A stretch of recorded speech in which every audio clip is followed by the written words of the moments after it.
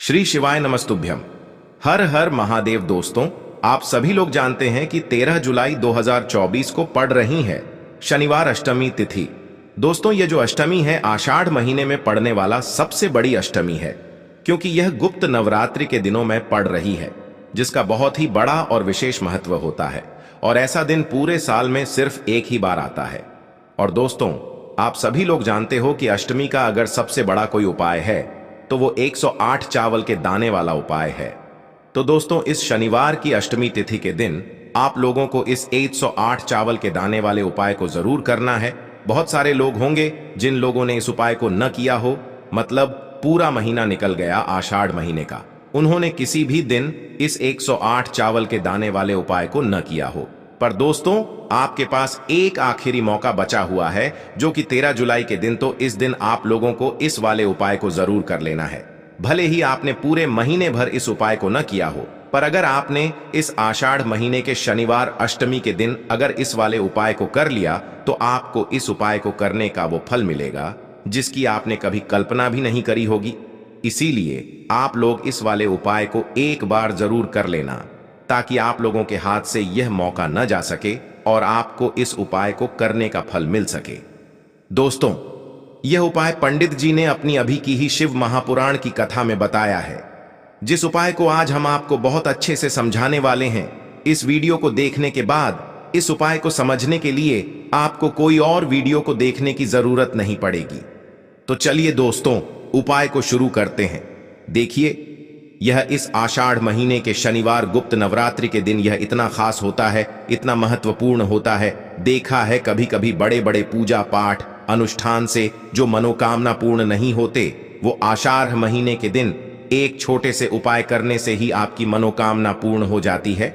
और बहुत सारे लोगों ने इस उपाय को किया भी है और उनको इस उपाय को करने का फल भी जरूर मिला है। अगर आप लोग भी इस उपाय को करना चाहते हैं तो आप इस उपाय को पहले अच्छे से समझ लेना, सुन लेना, उसके बाद करना।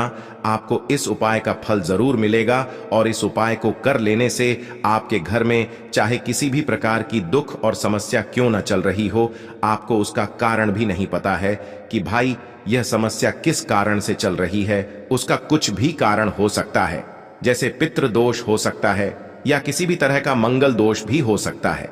तो इस दिन आप लोगों को यह वाला उपाय कर लेना है। यह एक ऐसा उपाय है जिस उपाय को अगर किसी विशेष दिन पर किया जाए तो भाई उस विशेष दिन का जो है वह तो हमें मिलता ही मिलता है। पर हमने उस दिन पर इस उपाय को किया है तो हमें उससे भी बड़ा फल मिलता है, और फल बहुत जल्दी मिलता है, क्योंकि आप इस उपाय को बहुत ही बड़े और विशेष दिन पर कर रहे हो।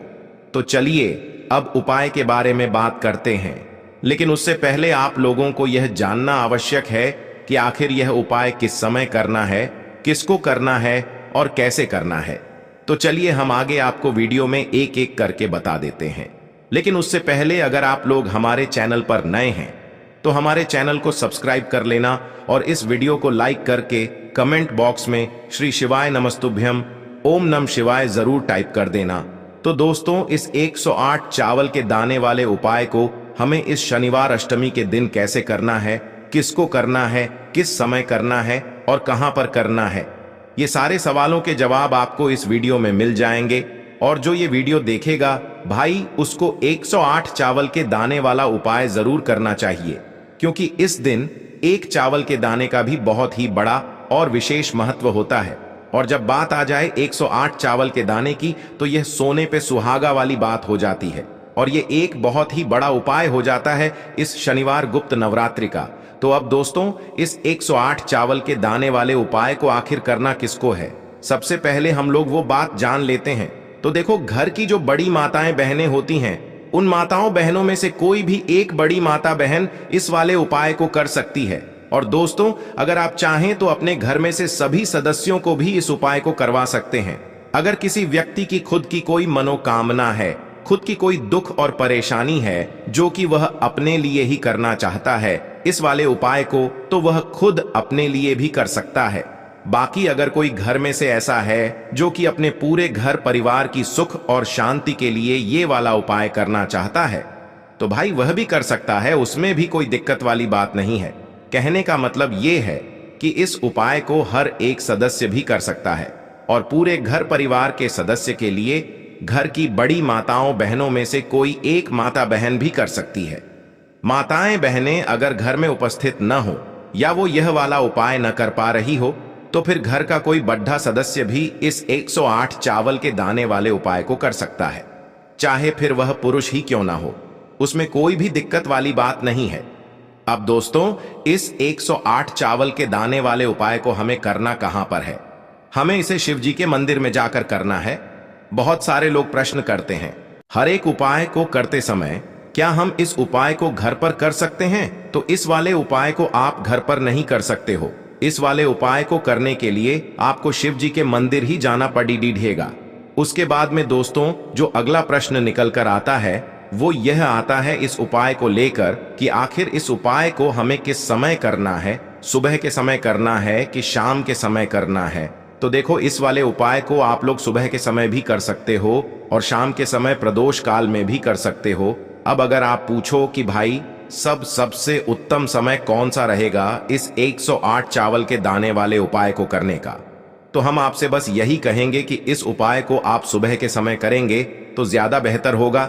बाकी अगर प्रदोष काल शाम के समय भी करेंगे तो भी अच्छा होगा, उसमें कोई भी दिक्कत वाली बात नहीं है। तो अब दोस्तों, जो अगली सबसे बड़ी और महत्वपूर्ण बात आती है वो यह आती है कि सुबह अगर हम उपाय को करेंगे तो हमें कितने बजे से लेकर कितने बजे तक के बीच में करना है, और शाम के समय प्रदोष काल में करेंगे तो हमें कितने बजे से लेकर कितने बजे के बीच में करना है।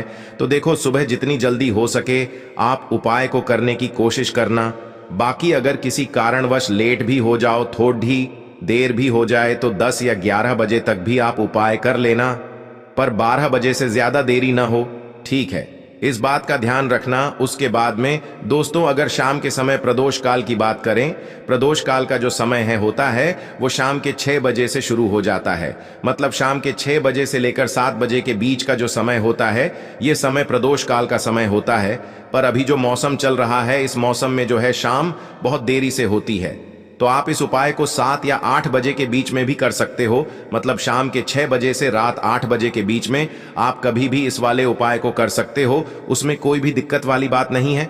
अब दोस्तों, यहाँ पर इस उपाय को लेकर एक और सबसे बड़ी बात ये निकल कर आती है कि इस 108 चावल के दानों को हमें लेना कहाँ से होता है, और हमें इस उपाय को करने के साथ में क्या और कुछ भी सामग्री ऐसी होती है जो शिव जी के मंदिर लेकर जानी पड़ती है। तो देखो, यहां पर हम आपको बता दें, सबसे पहले आप लोग यह जान लो कि यह जो 108 चावल के दाने वाला उपाय है, सिर्फ और सिर्फ आप उपाय की सामग्री लेकर कभी भी शिव जी के मंदिर मत जाना, क्योंकि हमें भगवान के सामने यह नहीं दर्शाना है कि अगर हम भगवान शिव जी के मंदिर आए हैं तो अपने फायदे के लिए आए हैं। तो इसलिए जो भी पूजन सामग्री है, उपाय सामग्री है, 108 चावल के दाने, इसके साथ में आपको पूजन सामग्री भी जरूर लेकर जाना है। देखो, अगर सुबह के समय उपाय कर रहे हो तो सीधी सी बात है, 1 लोटा जल तो आप लेकर जाओगे ही जाओगे। वही 1 लोटा जल अगर मिट्टी का जल हो तो बहुत अच्छा रहेगा। मिट्टी का जल कैसे बनाया जाता है, इसके लिए हमने पहले से बहुत सारी वीडियोस बना दी है। आपके पास इस दिन एक आखिरी मौका रहेगा मिट्टी का जल शिव जी पर चढ़ाने का और उपाय को करने का। बहुत बड़ा आपको इस दिन फल मिलेगा। तो इसलिए इस दिन हो सके तो भाई मिट्टी का जल चढ़ाना तो अपने साथ में कम से कम 1 लोटा जल तो आपको लेकर जाना ही जाना है। अगर मिट्टी का जल नहीं है तो घर का जल भी आप इस्तेमाल कर सकते हो। इसके अलावा जो भी पूजन सामग्री है, देखो 108 चावल के दाने ये अलग आपके रहेंगे, और जो आपकी पूजन सामग्री रहेगी वो अलग रहेगी। पूजन सामग्री में आप जो भी चीज लेकर जाना चाहे वो लेकर जा सकते हैं, उसमें कोई भी दिक्कत वाली बात नहीं है। वहीं अगर हम बात करें शाम के समय की, तो शाम के समय शिव जी पर जल नहीं चढ़ता है, इसीलिए शाम के समय आप लोग एक दीपक तैयार कर लें जो कि गोलबत्ती का आटे का शुद्ध देसी गाय का घी का होगा, है ना? इस बात का आप लोगों को ध्यान रखना है। और इस दीपक को आपको घर से जलाकर नहीं लेकर जाना है, भगवान शिव जी के मंदिर में जाकर ही जलाना है। इस बात का भी आप लोगों को ध्यान रखना है। अब दोस्तों, यहां पर हमें इस बात को समझना है कि यह 108 चावल के दाने हमें लेना कहां से है। क्या हमें दुकान से लेकर आना है, या हमें अपने घर से लेना है, या कहां से लेकर आना है, और कौन से चावल लेना है, क्योंकि चावल भी बहुत प्रकार के होते हैं। तो देखो, इन सभी सवालों के जवाब आप लोग एक बात में सुन लो कि भाई ये जो उपाय है, इस उपाय में आपको ये नहीं देखना है कि भाई कौन से चावल है कौन से चावल नहीं है। बस जो भी चावल ले रहे हो वो चावल का दाना सबूत होना चाहिए, मतलब साबुत होना चाहिए, टूटा हुआ नहीं होना चाहिए, कटा पिटा नहीं होना चाहिए। ये बात आपको ध्यान रखना है। बाकी आपका चावल बासमती हो या सादा चावल हो या कोई सा भी चावल हो, उसमें कोई भी दिक्कत वाली बात नहीं है। तो सीधी सी बात है कि आपके घर के रसोई घर में जहां पर आप भोजन बनाते हो, वहां पर जो भी चावल आपके उपस्थित हो, उन चावलों में से अपनी एक कटोरी भर लेना या एक मुट्ठी चावल अलग से निकाल कर रख लेना, क्योंकि हम 108 चावल ही यहाँ पर इस उपाय में लेने वाले हैं, तो हमें यह चावल के दाने गिनकर निकालने पड़ेंगे। इस बात का आप लोगों को ध्यान रखना है। तो अपने उस चावल की कटोरी में से या चावल में से 108 ऐसे चावल के दाने आप लोग निकाल लो जो कि टूटे हुए न हो, कटे पिटे न हो, जिनमें कोई दाग न लगा हुआ हो, है ना। अच्छे साबुत चावल के दाने 108 दाने आप लोग निकाल कर रख लो और इन्हें किसी भी एक कागज की पुड़िया में या किसी एक छोटी सी कटोरी में आप लोग रख लो, ताकि यह सुरक्षित रहे, आपके एक भी चावल का दाना इधर उधर न हो और आपका उपाय भी पूरा अच्छे से हो जाए। तो भाई जैसे ही आपका उपाय की जो सामग्री है 108 चावल के दाने ये तैयार हो जाते हैं, उसके बाद मैं आपको जो भी अपनी पूजन सामग्री है, सुबह के समय कर रहे हो तो एक लोटा जल या पूजन सामग्री जो लेकर जाना चाहो उसकी भी तैयारी कर लेना, और शाम के समय जा रहे हो तो भाई अपना जो दीपक है उसे तैयार कर लेना, ठीक है। और उपाय को करते समय शुद्धता का विशेष रूप से ध्यान रखना, ठीक है। सुबह सुबह स्नान करने के बाद ही उपाय को करने की आप लोग तैयारी करना। उसके बाद अगर शाम के समय की बात करें तो शाम के समय आपको स्नान करने की जरूरत नहीं है, पर शुद्धता का ध्यान रखना है। आपको स्नान तो नहीं करेंगे, आप हाथ मुंह धोकर भी इस वाले उपाय को शाम के समय प्रदोष काल में कर सकते हैं। इसमें कोई दिक्कत वाली बात नहीं है। तो आप अपने उपाय की पूरी सामग्री तैयार करके आपके पास ही में जो आपका शिव मंदिर हो वहां पर पहुंच जाइए।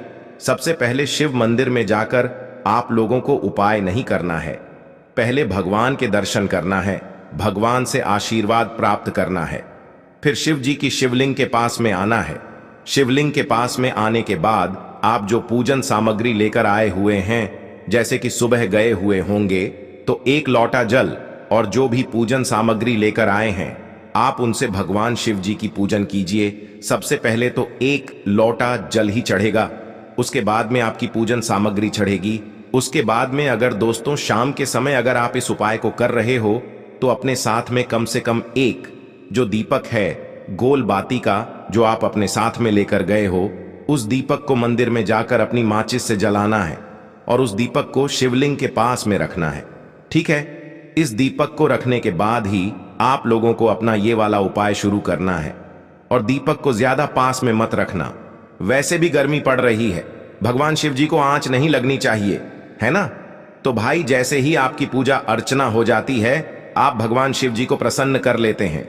उसके बाद में शिवलिंग के पास ही में आप कहीं पर बैठ जाइए, सामने या आसपास जिस जगह पर आपको बैठना हो वहां पर बैठ जाइए और अपने वह 108 चावल के दाने अपने सामने निकाल कर रख लीजिए, क्योंकि अब यहां पर उपाय को यहां पर करने की आपको तैयारी करना है। और इस तरीके से जब आप उपाय करेंगे, पूजन सामग्री करने के बाद, पूजन अर्चना करने के बाद, तो आपको उपाय का फल बहुत जल्दी और बहुत बढ़ा होकर मिलेगा। तो अपने 108 चावल के दाने अपने सामने निकाल कर रख लेना। और यह जो उपाय है यह आपकी सीधे हाथ की हथेली से होगा, इसलिए इस बात का भी विशेष रूप से ध्यान रखना है। तो सीधे हाथ की हथेली का प्रयोग करके ही आप लोग अपना इस वाले उपाय को करना। अपने सामने जो भी आपकी कागज की पुड्डियां है उसको खोल कर रख लो, या कटोरी है तो भाई उसे अपने सामने रख लो और अपने वह 108 चावल के दाने निकाल लो, ठीक है। उसके बाद में दोस्तों अब आपको क्या करना है कि शिवलिंग आपके सामने होगी तो आपने वह 108 चावल के दाने एक एक करके आपको शिव जी के शिवलिंग के ऊपर चढ़ाना है। कहां पर चढ़ाना है? शिवलिंग के ऊपर चढ़ाना है, और कहीं पर भी नहीं चढ़ाना है, आपको अपने हथेली से तो शिवलिंग के ऊपर चढ़ाना है। भले ही फिर वो अपने आप जलाधारी पर गिर जाए, या मतलब वहीं पर गिर जाए, उसमें कोई दिक्कत वाली बात नहीं है, पर आप चढ़ाओ शिवलिंग के ऊपर ही।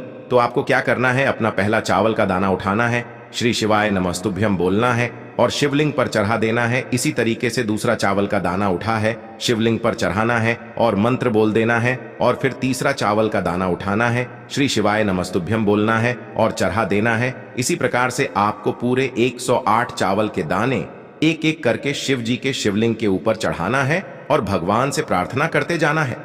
मतलब प्रार्थना तो आपको आखिरी में करना है, पर हर एक चावल के दाने को चढ़ाते समय श्री शिवाय नमस्तुभ्यम जरूर बोलना है। उसके बाद ही में यह चावल का दाना शिवलिंग के ऊपर आपको चढ़ाना है। जैसे ही आपके 108 चावल के दाने शिवलिंग के ऊपर चयारच जाते हैं, तो भाई उसके बाद में आपको क्या करना है, भगवान से अपनी मनोकामना बोलना है। मनोकामना भी कब बोलना है, जब आपका 108 चावल का दाना आपके सीधे हाथ की हथेली में हो और आप उसे चढ़ाने के लिए जा रहे हो। श्री शिवाय नमस्तुभ्यम बोलकर उस आखिरी चावल के दाने को शिवलिंग के ऊपर चढ़ा देना और भगवान से फिर अपनी वह मनोकामना बोल देना, जिस मनोकामना के लिए आप लोग अपना यह वाला उपाय कर रहे हो। जिस भी दुख और परेशानी के लिए आप लोग अपना यह वाला उपाय कर रहे हो, उसके बाद में जैसे ही आप अपनी मनोकामना बोल देते हो, आपका यह वाला उपाय पूरा हो जाता है। पर दोस्तों, उपाय को करने के बाद आप लोगों को 2 मिनट भगवान शिव जी के मंत्र का जाप जरूर करना है, और मंत्र का जाप करने के बाद भगवान से एक और बार प्रार्थना करना है अपनी मनोकामना के लिए या अपनी जो भी दुख और परेशानी है उसके लिए। इसके बाद में आप लोग भगवान को देखकर भगवान से प्रार्थना करके उनसे आशीर्वाद लेकर वहां से उठ सकते हैं और अपने घर पर जा सकते हैं। बस दोस्तों, यहाँ पर यह वाला उपाय पूरा हो जाता है। इस तरीके से जो भी व्यक्ति छोटी छोटी चीजों का ध्यान रखते हुए इस 108 चावल के दाने वाले उपाय को करेगा, निश्चित सी बात है उसे उसकी मनोकामना जल्द ही पूर्ण होगी और जो भी दुख और परेशानी है वो भी बहुत ही जल्दी दूर होंगे। और दोस्तों, अगर आपको हमारी ये वीडियो पसंद आई हो तो हमारे इस वीडियो को लाइक और चैनल को सब्सक्राइब जरूर करें। हर हर महादेव, ओम नमः शिवाय।